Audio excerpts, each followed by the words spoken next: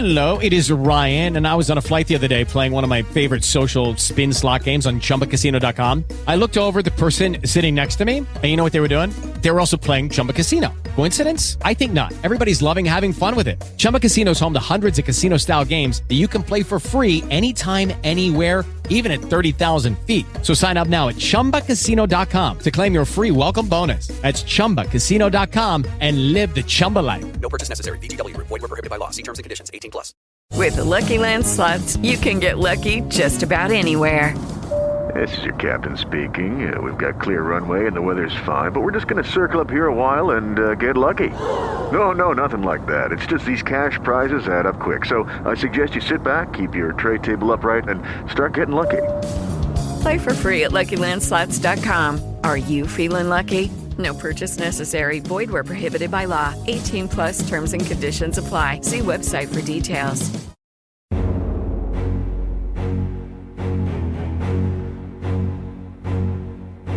Background ambience brought to you in part by Midnight Syndicate, the perfect musical accompaniment for the Dungeons & Dragons role-playing game.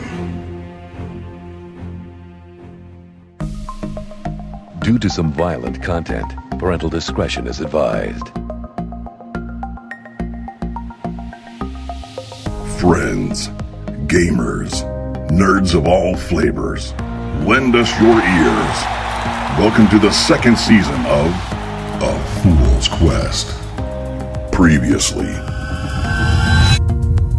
Several moons ago, the Fools were tasked by Am I a Real Questslinger to travel to Meraxi's tower, deep within the Sharbosi Desert. They seek to track down and defeat the man known as Whispers, a notorious agent of the Mad Wizard Master Duché. Along their journey, the Fools were assaulted by hired assassins. After routing them and interrogating one of their rank, the heroes learned that the killers were to collect their payment at a tavern in the desert city of Kos.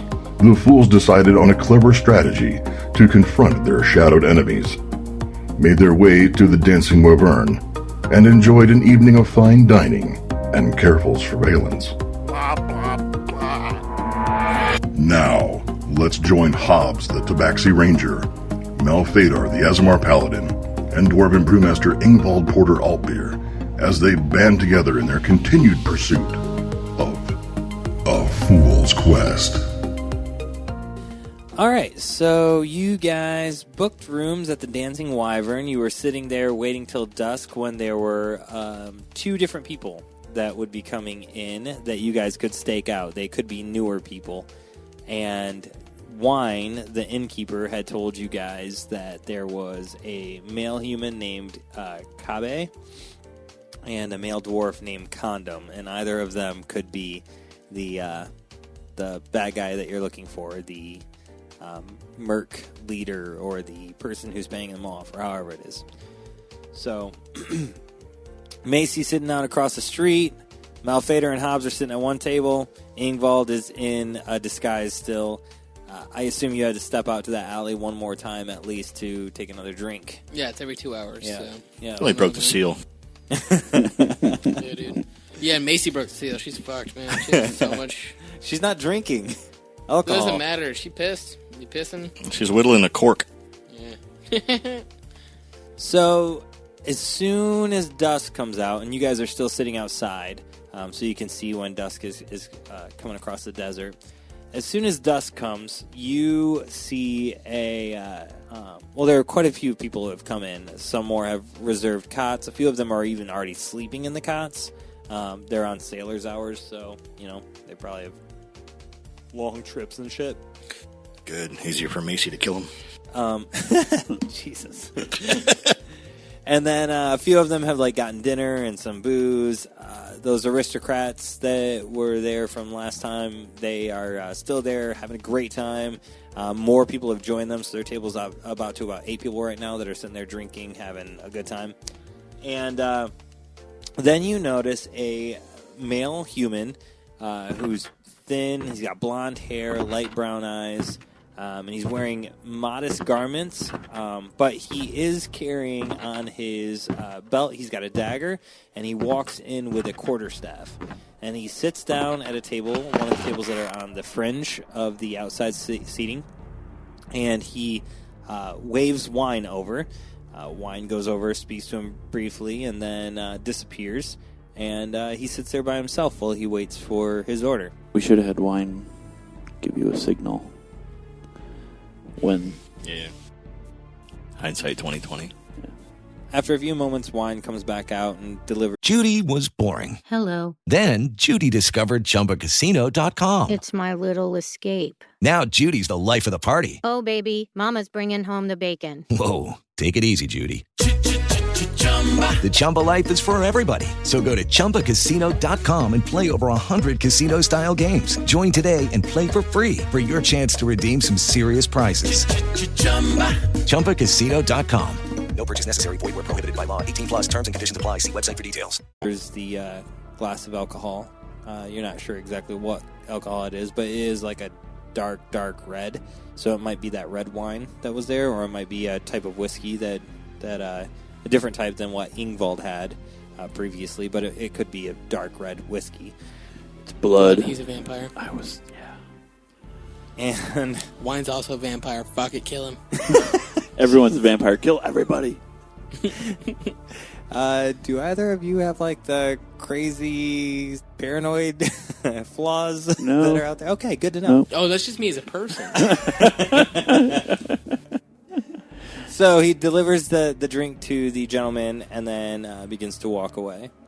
All right. I eyeball the gentleman when he walks in, but I don't stare for too long, so as I don't make myself look odd. Okay. Or stand out. The guy opens up a small book and puts it in front of him and starts looking through some of the pages, fingering through them while drinking the drink. And then everybody make perception rolls. 17. 21. Was my +2? I got 6. Okay. Wow, you didn't even see the fucking wine in front of you. So, Hobbes and Ingvald, who noticed the human come in and only get one drink, which you remember from Wine's conversation with you that the human was named Kabe and the dwarf was named Condom. So this, might be Kabe. And you notice that he is glancing across the street at a building from time to time. Just like side glance, and then he'll stare at it for a little bit, and then he'll go back to his book or go back to drinking and whatnot. It's not the one that Macy's hanging out by, is it? Nope, not the one. He's not glancing where Macy is. No, a different street. The inn is kind of on a corner there. Okay, I'm going to cast the Rod of Detect Magic to see if there's... How big is that radius? 30-foot radius. 30 foot? Damn. I assume that building is not within 30 feet. But it'll last for 10 minutes, so you can wander. Yeah, I'm going to go ahead and cast that spell. And do I notice anything in my direct 30-foot radius? No, there's no magic happening right now. Gotcha. How far away is the building he's looking at? It is immediately across the street. Just outside of the 30 feet, but across the street. Yep. Awesome. I'm going to go into that alleyway where I was drinking my beer. Okay. And motion to Macy on my way discreetly to follow me to that alley. Okay. So the inn itself is on a corner. You've got on the north side of it is one street. On the west side of it is another street.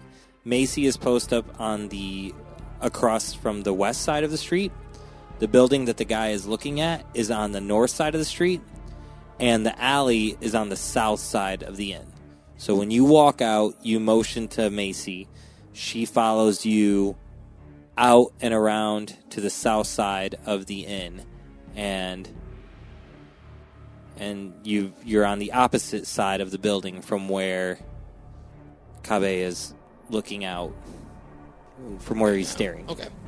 So I give Macy my Rod of Detect Magic and explain the circumstances that I want her to cast the Rod of Detect Magic when she gets back to her position, or get as close as she can to the building of suspect and cast that rod. And if she notices anything, to report to Malphaedor as fast as she can. Yep. Okay, so Macy has the Wand of Detect Magic now. And there's only one charge left on that for the day. So that is the last charge that it can be used for. Okay. And I wanted to use my Divine Sense on the guy with the staff, the one that just came in. And what is Divine Sense? Detect good or evil, any celestial, fiend, undead. Yeah, so you cast that, and you do detect evil in 2 spots, actually. You detect evil. Sitting next to you. Because I'm a cat. One's Macy. Macy's That's not fair. evil. He already tried that. Yeah. Not yet, at least. Okay, so Kabe is evil. You do detect that as you cast that. And then the other person that is evil that you detected, it kind of throws you off because you didn't realize they were there. You turn back around and face the counter, and you see a dwarf there, a male dwarf that had just walked in. He's a little sneaky, isn't he? So I'll nonchalantly keep an eye on both of them best I can without trying to make it look obvious. Okay. I'll watch the dwarf. Yeah, so the way you're sitting, Hobbes can see the dwarf, and you're sitting across the table from Hobbes, so you can see Kabe. And, so Hobbes is watching Condom, you're watching Kabe. Does it seem like they're paying any kind of attention to Ingvald at all? Make a perception roll again. 17. You're watching Kabe. Mm-hmm. You're watching Condom. Mm-hmm. Roll for your perception as well, Hobbes. 19. Okay. So, you guys start watching, trying to be discreet, but start to watch your prospect more closely. And Malphaedor, you don't really recognize that he is looking for anyone specifically in the inn. He does keep looking across the street, though, at that building. And then Hobbes, you notice that the dwarf Condom appears to have taken a look around the inn, and he also walked around it once. And he eyeballed Ingvald the entire time. Okay. Did I notice this at all? Not with a passive perception. Were you specifically I was looking for mostly it? looking at Kabe. Yeah, so no, so your back would be to Condom then. Okay. So you would have been watching Kabe. So Macy does walk over to that building. She does use that rod. And the building still has lights on inside. It looks like a business of some sort. And she does get kind of a scowl on her face and then looks over at you and kind of nods her head. So she looks over at Ingvald and nods her head to kind of confirm that it appears there's magic inside. Yeah, but that could be anything. I mean, it could be the lights or magical lights, and that doesn't help us at all. Yeah, but magic means importance. So that means that somebody has money or power enough to run magic, which isn't a good sign. It's all right. It's interesting. I mean, Kabe's checking out that building for a reason. Yeah, there's 2 people looking at a building, and a building emanates magic.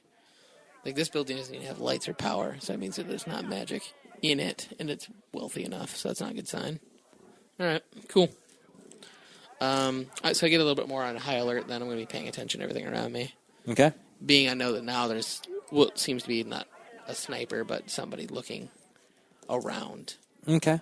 I'll tell Malphaedor that the dwarf is not taking his eyes off our friend since he's walked in. Really? In the bar. All right. The moment that I can catch Ingvald's glance, I'll just subtly motion toward the dwarf. He nods his head over towards Condom. You see him do that nod. And Condom is sitting at a table by himself now, but one that has a really good view of the front door of the inn. And so he's sitting there, and he has a drink in front of him. And he's got a basket full of bread that was brought to him as well. All right. I empty my glass and call for Wine to come over. Okay. So Wine was at another table, but he does see you raise your hand.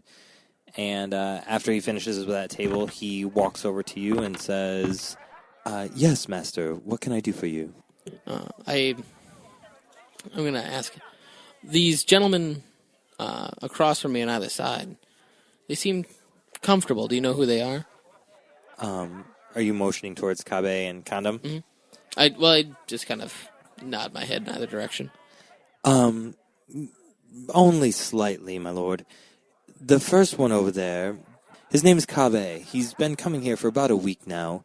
He comes here, has one drink, reads through his book. I believe it's a journal of sorts. And then he leaves, typically. The other gentleman, I believe he goes by the name Condom. He is much more jovial. Occasionally he's gotten drunk here. When it gets later at night, it tends to be all business until the twilight hours. But occasionally he has a friend or two that will meet him here for a drink before carrying on. Neither stay here for the evening. They both retire to their own rooms, I guess, or maybe their own places. I am not aware of them anywhere being on the plate before. Forgive me, we call it the plate is the cost plate. But, I do not believe they are locals. All right. They seem like nice folks. I'm going to send them both a drink of their choice. Very good, sir. And should I put that on your tab? Yes, please. But let them know don't let them know it's me. But let them know it comes with a whisper.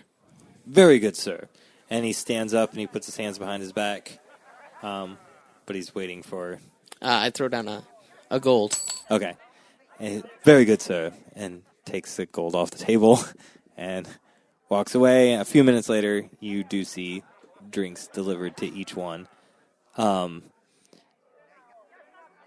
Kabe gets his drink first. He murmurs something to Wine as it's delivered, and he looks over to you. Wine nods your direction, and Kabe looks over to you, and he raises the drink towards you in your general direction and then sets it down in front of him, doesn't take a drink out of it. And then Condom gets his drink. He, again, also asks, obviously, where did the drink come from? And Wine nods in your direction, and Condom kind of waves Wine away, and then stands up, and walks away from the table, and comes and sits down in front of you. Dun, dun, dun. Hello, pal. Who's your employer? His name was not spoken to me, sir. His name was not spoken, eh? Was the person that gave you the job maybe lacking the ability to speak? Yes, sir. Oh, I say. It's just as I thought, too. Wait, I thought there were 8 of you. There was. Well, holy shit. What happened? They were formidable, but they are no more.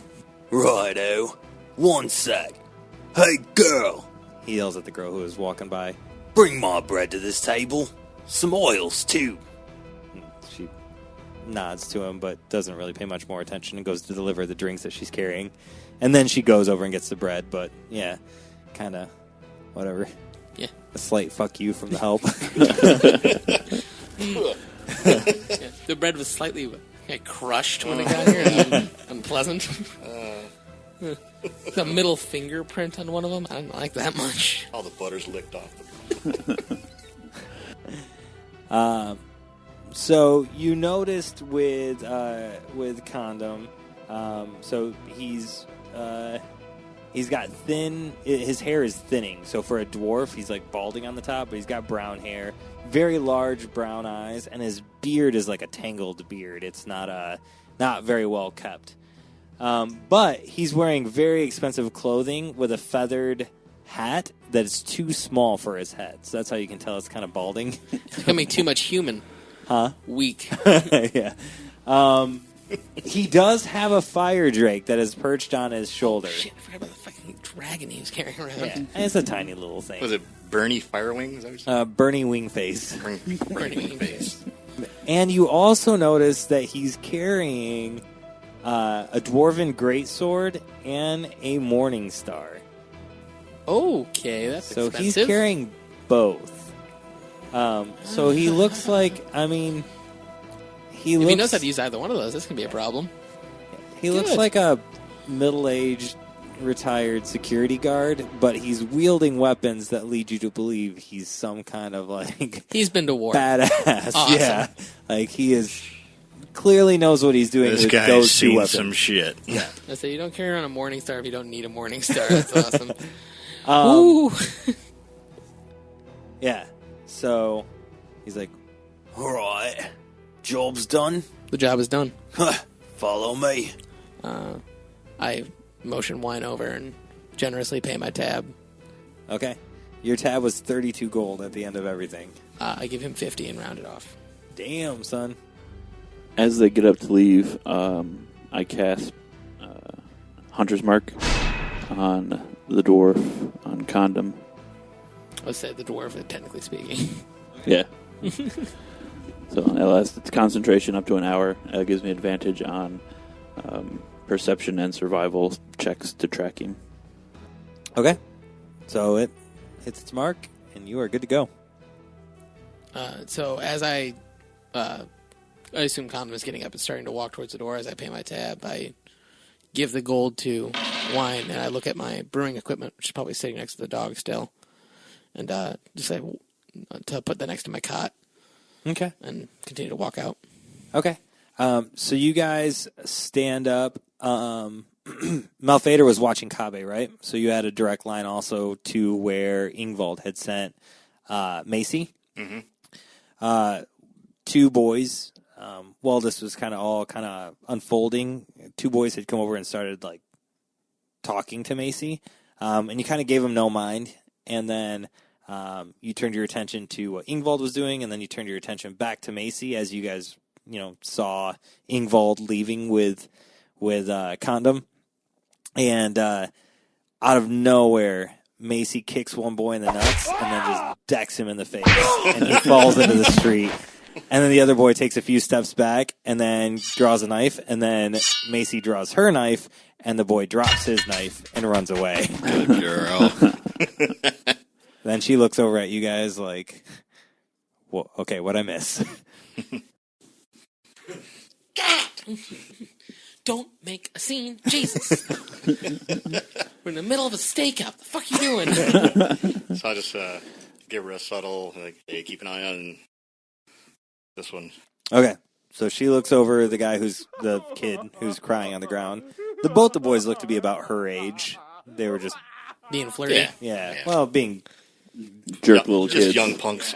Fools. Yeah. And so she steps on him as she crosses the street to start shadowing Ingvald in. Or did you wanted her to watch Kobe? Or no. Oh, I just cast Condom.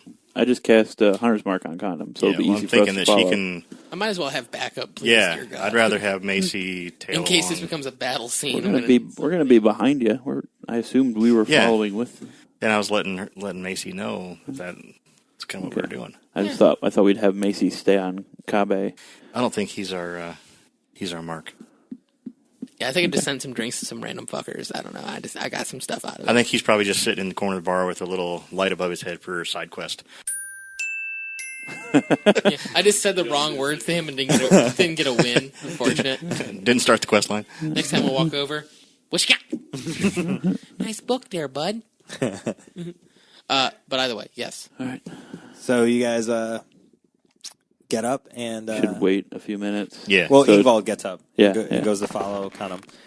Macy starts to shadow, and she disappears quickly into the shadows. Like as soon as she She's rounds the getting good at corner, that. Do I notice that? poof. Yeah, you do. I'm immediately unsettled. Luckily, Condom can't see my face. I'm like, I don't like it. I'm like, So Sailor's chest is unsettled. I frown underneath the cloak, like, no. So Condom leads you down a road toward a almost like a big warehouse, but it's only still a single story. But the building itself is the entire warehouse. Yeah, it is the entire block that it is sitting on. So he passes that, and there are no lanterns on that side of the road. And then he takes a quick left and goes back into some houses that are back there, all kind of shack-looking houses. So, they don't have kitchens, they don't have places to prepare food. They're literally like sleeping areas in little sheds. So he takes you to one, and he takes a key off a chain that was around his neck, and he unlocks the door, and he opens the door for you and says, "Well, go on. After you." It's dark in there, but you can see in the dark.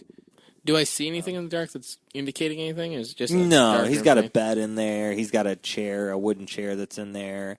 You can't see much of else. There is a hearth in each of the sheds so that he can have fire. I mean, it's the desert; the nights get cold.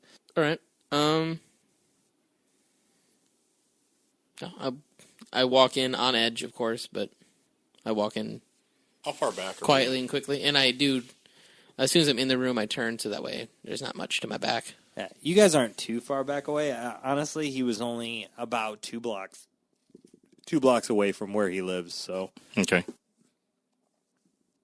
So he walks in after you, and he says "En fuego" to the little fire drake that's on him, and to Bernie Wingface, and Bernie Wingface goes down and sits next to the hearth and starts breathing little spouts of fire into the hearth. That's adorable. So it takes a little bit to get it going because his little fires aren't like, He's got little matches. Come on! Yeah, essentially. And the wood was already burned. Like, it's not like a fresh fire thing, so he's trying to relight it. But he goes to town working on that. And Condom says, "Why don't you have a seat, lad?" And he motions to the chair for you. Why don't we have a drink? I do still have my my beer on me. Okay. The single beer, obviously not my entire keg, because that'd be odd. He laughs. I like the way you think. You get me the drink, I'll get you the gold. Yep. I pour him. I look around for a glass, and I'll pour him a glass of beer as well as myself. Yeah, he's got some dirty glasses just like on the floor at this point. So you just pick one up. His glass. I'll pour him a glass of beer. Cool. So you pick one up, pour your beer into it. Is it one of your brew? Don't give me a brew. No, it doesn't affect anyone else. Oh, okay. It can only affect myself and anyone else. It actually immediately makes him intoxicated. He's not allowed to have it. Correct. So if he does, it's a bad time. Which he is a dwarf, so he's can handle his booze a bit better, but he's still drunk. I say there's no one except myself that's fully resistant, or other brewmasters can be resistant. But so he takes that keychain off his neck again, and he takes a second key that's on there, and he pulls a lockbox out from a little hidden cove in his house, in his shed, and he unlocks it, and he does it in a manner that you can't see what's in the box, but he does take out a bag of gold. And he closes the lockbox, closes it with the key, slides it back into the hiding spot, and then sets the bag on the table next to where you are holding his beer. And he says, "I believe this accounts for your full compensation. You want to check that?" I'll count it after a cheers, sir. And I lift my glass towards him. He cheers you, and he hands you the bag of 1,200 gold pieces. Good God. I cheers him to a good drink and a job well done, sir. I turn to look at the fire a little bit away from him and take a swifty drink. He also takes one swallow. He doesn't go hard on it, but he does. Yeah, he doesn't hammer it, but he does take a swallow. I think he just met you, even as. Yeah. Yeah. Never know poisons. I get you. And so he sets it down. And he does wait for you to drink first. Like, he doesn't necessarily watch you drink, but he does wait for Always it. wait for. Yeah. Well, I think our business is complete. Unless, was there anything else our employer asked of us? No, sir, but is there anything else your employer wants me to do? Not that I know of. I hold up my hand and shake his hand quickly but sternly. Okay. And walk to the door. Very good. And he watches you go. Bernie Wingface flies back up to his shoulder and wraps his tail around his neck and just sits there comfortably. And he watches you leave. I exit and immediately look around for Malphaedor and our cat friend.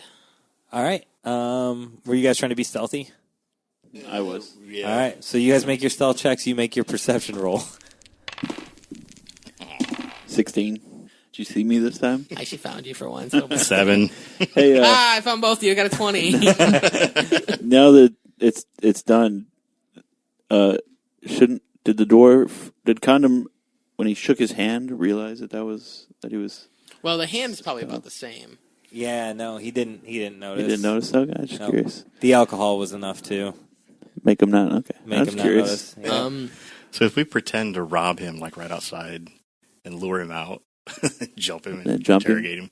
As I walk out, I kind of look for their presence, and I hold up the bag as indication. I haven't looked inside the bag yet, obviously, but I just hold the bag up. No words. And then point at the house behind me. Yeah. It's a large bag. It's like a potato sack. I hold up the bag. A little more oomph in that hold. Yeah, so 1,200 gold in there. That's a lot of gold. So you hold it up as you walk out. The door doesn't close behind you quite yet. So he was still kind of standing back by the table in the corner of the room, kind of by the hearth. So the door is still open. But you do see, so Ingvald does see Hobbes and Malphaedor walking around the warehouse toward the shed that you're now standing in the entryway of. Okay. I begin to just walk away from the house. I don't know if I close the door behind me, but I'm going to just go around to the nearest corner-ish. Okay. So you walk around the house, and you see Macy sitting on the shed that's immediately next door to that dude's shed with her bow and arrow, like, ready to go, and staring through a window at Condom. I signal her to hold, just stay there, actually. Yep, she does. But she's all perched up there like some crazy assassin. So I pull these guys around the nearest corner so we can see the house, but he can't see us. And I've got the gold that was for our assassins, or would be so. And he thinks we're dead. How would you like to go? Did he have anything else in the house worth relieving him of? Nothing I could see, but there's a box. And a dragon. A tiny one. Sir Nigel could use a pet. You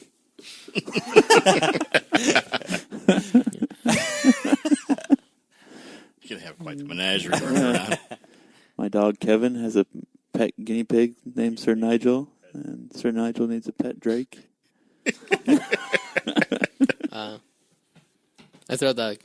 I open the sack of gold. No, I assume all that's in there is gold. Yep. He just had a no bag fun of, surprises, thank God. No fun bag surprises. of gold in the All right. box. I say we go see what else is in the box. I throw What's in the box? throw the gold in my count. Do you want to split it? Fine. They obviously know they were there when dude was questioned. Fine. We each get 400 gold. Are you a brewmaster or a rogue? Jesus. I'm a brogue. A brogue. Don't ever say that again. It's fine. I still have. That means I alone have 1,223 gold. Suck it, both of you. For sure. And I spend the most gold of everyone to eat dick. So what do you guys want to do? I like the fake robbery idea. Sure. I'm fine with that.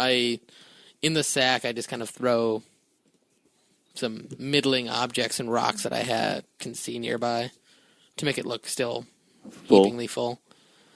And I put back on I drink it. The poly should still be going from the last drink, but I walk back around the corner and reapply and wait for them to throw their act. Yeah. So we'll just loudly say, "All right, you, give us all your money." Then I'll kick over a pile of rubbish and start making some noise in the alley. I draw my short sword because it's the most kind of random beginner weapon I can find on me. Or no, it's not my short sword. It's my cold mace. It's the only thing I have equipped. I draw my mace, my magical mace, and I hope he doesn't notice. Draw my mace and brandish it wildly. Okay. Not really at them, but like I don't know. Swing it above your head. I make noise, but it goes like through your chest. When you swing it. Well, no, it still looks like I'm holding it. All right. I keep my eyes on Macy and take my cues from her as to see if the guy's coming out. Macy does nod down to you as the guy leaves the corner of the room where she can see him through the window. She disappears, or he disappears out of her view for a moment, but he is making his way to the door and pops right out the door, and he goes, Oi, what's this? This doesn't concern you. Nine hells it doesn't. And he starts coming down the stairs, waddling in your direction. Sword and shield. All right, combat time. Combat time. How close to me is he at this point? He is like 30 feet away. 30 feet? Mm-hmm. Face off against us and wait till he comes up right next to you, and then Yeah, I'm going to continue waylay the shit out I'm of going him. to continue to face With them. my bow drawn, an arrow pointed at Ingvald. Momentarily. Well, pointed slightly over my shoulder. I would hope. Dear God. Pointed at the head of the sailor, not yours. Yeah. I guess, unfortunately, he gets to go first, so that's good. He moves 40 feet toward Malphaedor. He's right in Malphaedor's face. He goes 40, he passes him, technically. Good? So. Good. So, Malphaedor says, what did you say? It's none of your business, or what? This doesn't concern you, friend. Friend? Are you Canadian? I was going to say pal and a friend. Fucking Canadian. Guy. Bud. I'm not your pal, guy. I'm not your friend, bud. And he comes barreling out of his front door, runs right up to Malphaedor, takes his great sword and swings twice with it. Both hit off your shield, and then he swings again with the Morning Star, which Malphaedor slides out of the way from that, Matrix dodging style. You missed me, bitch. And so after him, it's Hobbes. Yeah, I will. And you have an advantage. He's right next to me. Yep. So you want it back, or you want one? No, he's farther. Well, yeah, he's farther than 5 feet away, so I'm not at disadvantage with my arrows. Mm-hmm. So I'll shoot him twice. 9 damage. 9 damage? Yeah. Okay. So you see him come barreling right at Malphaedor, and you pull out your... Or you already have your Yeah, I already bow had it out. And you lose 2 arrows, and the first one hits him right in his armor, which he is wearing a breastplate, and the second one flies wide, just over his left shoulder. Awesome. And Ingvald's turn. I look at... What's his name? I look at Condom, and thank you, friend. And I swing my ace mace at full power directly at his ribs. Ooh. Crunch. And I will give you advantage. Oh. I got it either way, to be fair. Huh? I got it either way, to be fair. Oh, yeah. Right at Maxima. I appreciate it. Give him an advantage on the damage roll. Awesome. So I do hit, but it's literally a 16. It's like base. I couldn't get anything good, which I'm very upset about. But I am going to use my extra 2d6 that I can get per round. And it's the ice mace, so I get another d4 with that. 16 damage. And and that's my first attack. My second attack also with the ice mace. 10. So 26 total. Okay, and he gets a reaction for that. So he pulls back his greatsword after you surprise the shit out of him with your mace, just blasting him right in the breastplate. Frost just shatters all over, so it's super cold. And he brings down his greatsword and just clips you right across your right arm. And he does 16 damage. Awesome. And then he pulls back and swings that greatsword back at Malphaedor, who again brings the shield up just in time to block. Cool. And now it is Mal's turn. Yep. Mm-hmm. Two strikes to the longsword for 24. And then as a bonus action, I'll come in with the shield.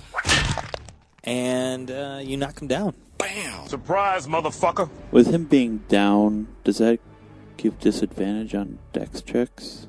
I mean, if he doesn't stand up. I mean, he'll stand up before I go again. But unless he's got cover. Well, if you're trying to shoot him with a bow, it's going to be a disadvantage.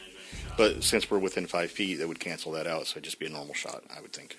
Well, no. If I'm shooting within 5 feet, I get a disadvantage for being close. But double disadvantage. Roll 4 times. Yeah. Below. Macy's turn, though. Dun, dun, Ooh. dun. Oh, yeah, I forgot she's... Yeah. Where is Macy? Where do I put her? Right here, right? She's on a roof.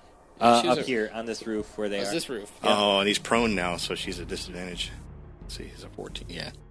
I don't think he hit. Shit. Nope. So Macy from that sees him charge towards you guys. A whole clusterfuck happens right in front of her, and she looses an arrow, which goes safely over his head. She was probably trying to shoot safe so it didn't hit any of you guys on accident with everything that was happening down there. Crazy dwarf swinging ice things. Yeah. Arrows flying by. Yeah. And he fell down on the ground, so he's like, you guys are all around him anyway, like trying to beat him up. And Now we're just going to curb stomp him. Yeah, we're just kicking him, and she's like, ah! These guys are maniacs. This is Just go all terrifying. Detroit on him.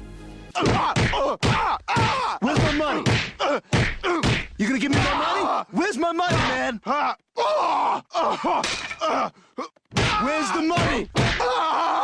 So he stands back up on his turn, and he takes 3 attacks against Ingvald. Oh, I made him angry. Oh. He's angry! He's an angry dwarf. And so, again, he brings down his greatsword, and it's a series of greatsword attack, Morningstar attack, and you take a half a step back with each attack that he does, and you just sidestep each attack. Not a single one lands a blow on you. So actually with that, I have the Drunken Stumble feat that I get a 5-foot step back on any attack against me, and it has no opportunity attack. So I take it. I'm just going to just take a jump back. I'm outside his range. And now it is back to Hobbes. All right, I'm going to shoot 2 more arrows. This time I'm going to cast Hail of Thorns at first level. So I'll need a dex check from him and Malphaedor. Oh, thank God I jumped back. He failed? Would you roll? From my paladin aura, I get a bonus to the save, and I also get a bonus with my shield feat. Okay. Which comes out to 24. Yeah, that's so you safe. take half damage. Yep. So you could take, well, we round up or down. I rolled a 5 on the d10. We round up. So 3 damage to you. While he takes 12 damage on the first attack. 29 damage on the second arrow. Okay. Arrow goes right through his neck. Blood spurting everywhere. Covering Ingvald. And it squirted 5 feet away. 5 feet away. Yeah, no way to touch blood squirt. Struck an artery. Blood can squirt like Again, 60 feet. my armor is covered in goo. Hey, it's the Hobbes kill shot. He gets to call it. From the angle, it No. shot that way and covered Ingvald. We're standing like next to each other when it comes to angles. How did you even manage this? Throw me a frickin' bone here. Okay, I need you to roll a d20 and tell me if you get a 1, 2, or 3. Ooh. Nope. Okay. So, you shot him. It hit him directly in the neck, and you had Hail of Thorns, so multiple... Hail of Thorns on the first one. Yeah, your shots hit, like, simultaneously. Okay. And so, just damage everywhere, all over his throat, all over his chest, everywhere. And you notice that one of your arrows struck the key on his chain. He had 2 keys on his chain. Mm-hmm. But when Ingvald looks down after wiping the blood from his eyes, he can see that it was actually the key to the front door of the shed, not the key to the lockbox. So he doesn't have the key to the lockbox on No, him? the key to the lockbox is on there. It's just not the one that got Destroyed exploded by an arrow. Gotcha. Okay. Yeah, you metrically fucked a key, but we're fine. But it's just the one to the front door. Yeah. I mean, you full on. You're literally 10 feet from the guy, and you unloaded arrows into him. You tack nuked him at point blank. So he's dead. Oh, yeah. Yeah. We're wearing his we blood. didn't point out, dude's done. Oh, I was yeah. trying to keep track of the damage. Like, we're over 90 damage at this point. He's fucked. Like, how much does he have? No. Hobbes just exploded him into little bits. I went like 20-something. He went high 20s, and he went like in the 30s. I'm like, this dude's got to be done at this point. Mm-hmm. What level fighter are we against if he's still up? Now stand aside, worthy adversary. 'Tis but a scratch. A scratch? Your arm's off. No, it isn't. Well, what's that then? I've had worse. You liar! Come on, you pansy! He was up there. He was getting 3 attacks. Yeah, I was like, dude, he's gonna have like 100 HP if he stays alive on this. All right, so grab his key. While they're going inside the building, I'm gonna check his body for anything that's not keys. Take it inside on the street. Yeah, let's drag his bits into the house, into his shed. All right, so yeah, you notice, like, I mean, there's a warehouse across the street, so there's no windows there, so that's good, but there are open windows in the houses that are on this side of the road, so you do grab his body and you drag him into his little house there. Yeah. Anybody that looks like a witness, I'm sure Macy will take care of him. Yeah, nothing yet. Okay, so you guys dragged him in and you pull off the key? Yeah. I regret that he died so violently, and I give a benediction to help him cross to the other side. I don't. I was actually going to try to question him, but He's a paladin. He's got to do nice things. yeah. Fuck that guy. So you saw where his lockbox was hid, right? Yeah, it was where it's at. Yeah. It's in that place that It's below the table that he had in his room in a little hidden corner. It's not far from his bed, but not close to the fire. It's like right in this area here. Yeah. It's in the building. It's a small house. Yeah. I was worried about getting out. I thought he was going to murder me. I'm sorry. Okay, so pull the... I got very nervous. I ran away. Ingvald walks back, pulls the lockbox out. Yeah. I'm worried about this box being booby-trapped, but did Ingvald notice him do anything, or he turned so he didn't see him open the box, right? How long does my detect magic go? You don't have... It's on the rod. It's 10 minutes. Oh, it's on the rod, and it was from where it was cast. Damn. And Macy's got your rod. All right. Yeah, I didn't know if it had cast. Yeah. Does Don't she wanna notice it? Check for traps. That's a perception check? Yep. 8. Okay. There could be one? There's a box. All right, I guess just open the box. All right, so you check for traps. Hobbes looks to Ingvald and Malphaedor and says, "We're good." So wait. Take it from the cat. While he's doing this, I'm looking for the wyvern. Or not the wyvern, the drake. Fire drake? Yeah. Where's the fire drake? I'm interested still. It's posted up in front of the hearth. It was soaking in the heat from the fire. I'm going to go try to make friends with the fire drake. Do you have anything to make friends with the fire drake? What's it want? I mean... I have speak with animals. I don't care about your animals. All right. Fire drake's an animal. Yeah, but like, how do I do it? Like, do I just have to give it food? If only you could talk to it. Fine. That'd be super handy, wouldn't it? Well, you're still checking the box. We'll get to the fire drake if it's resting later. Okay. It's just curled up there enjoying the heat. It doesn't really care that its master just got owned out in the street. Oh, good. That's easy to convince. What's inside the box? Yeah. What's it's in also the box? not going to be like super happy about you. It's in the box, Schrodinger. Oh, it's funny because it's a cat. You open the box, and all of a sudden, a light flares up from the box and shoots up through the ceiling of the shed. Shit. And spikes into the air. That You lose view of it That as soon as can't it be goes good. through the ceiling. Great. You just turned on the bat signal. Inside the box, there's 300 more gold. Oh. Sweet. 100 more apiece. Notice how quickly I didn't hesitate to share the gold with you, too? Whereas I just want to point that out. Hoorah. There are some pipes in here called Pipes of the Jewelers. Interested? I grab them. What's the pipes the jewelers do? We'll worry about it later. We just sent off the bat signal. We got to get the fuck out. Fair. And there is a ledger in there as well, which I'm assuming you don't want to read right now. No. Correct. No. I do want to search his body really quickly. What do I find? On his body, you obviously have the standard greatsword, the Morning Star, and the breastplate. I am going to take the Morning Star. I don't care about the other two. So that is up to them if they want a breastplate or a dwarven greatsword. Don't need either. You might want that greatsword. Yeah, I might. Check out the dwarven greatsword. Okay. Is that a one-handed? Mm-hmm. Okay. Morning Star is a martial weapon, so I'm going to see if I can get that thing enchanted. I'll grab his sheath off his body and rig it across my back. Is there anything else I find in there? Monies or No, all his personal money bouts? was in the safe. Okay. The wyvern, I look to... Fire Drake. That thing, I keep thinking of the bar. I want a wyvern as a friend. dancing. That's dangerous, though. So That's a different level. Yeah. Yes. Level 20. What do you have for wyvern? Duh. Look at the cat. I want the dragon. What's it worth to you? Depends if you can get me the dragon, then I'll pay you. Okay. I cast Speak with Animals. Okay. And ask the Drake his name.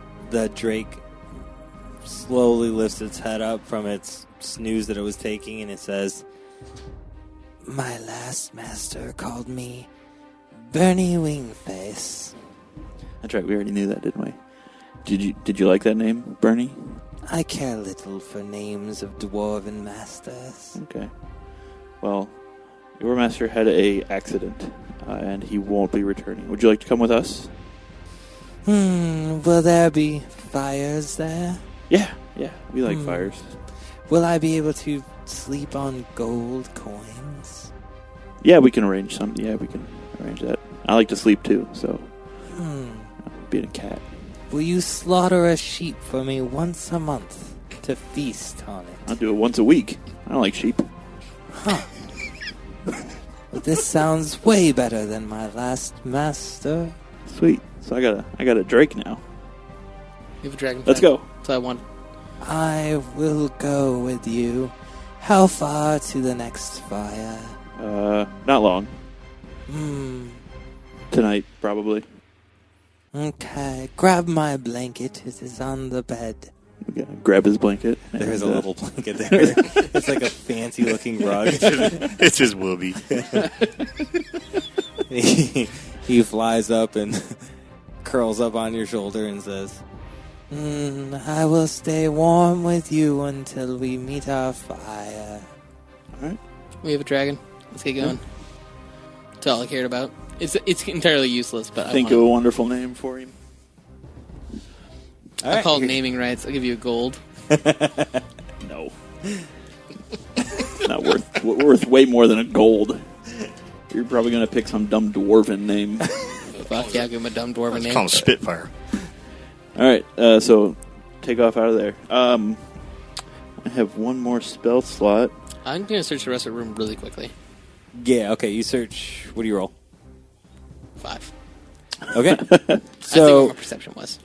So you are start looking around the room after you see the whole event happen with the dragon. You don't really find anything. But as you go to leave, you do trip over, some shoes that were left there in the house. Just some standard shoes. Nothing crazy. Nope, don't want them. Just keep going. With my last spell slot, I want to cast Pass Without a Trace. Okay. So that gives us plus 10 to sneak, so we can GTFO and not get caught. All right, everybody roll your stealth rolls, and that will get you all the way back to the 9. Dancing Wyvern. 9 with a plus 10. You got a 9. Oh, with a plus 10. Okay, 19. That's super impressive. Malphaedor. Well, I also got a 19. What is that? Stealth? Oh, shit. 19.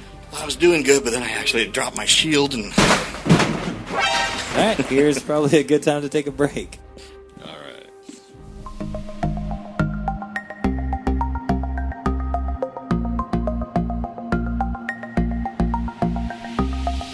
This concludes this episode of A Fool's Quest. Join us next time for more fun and daring adventure.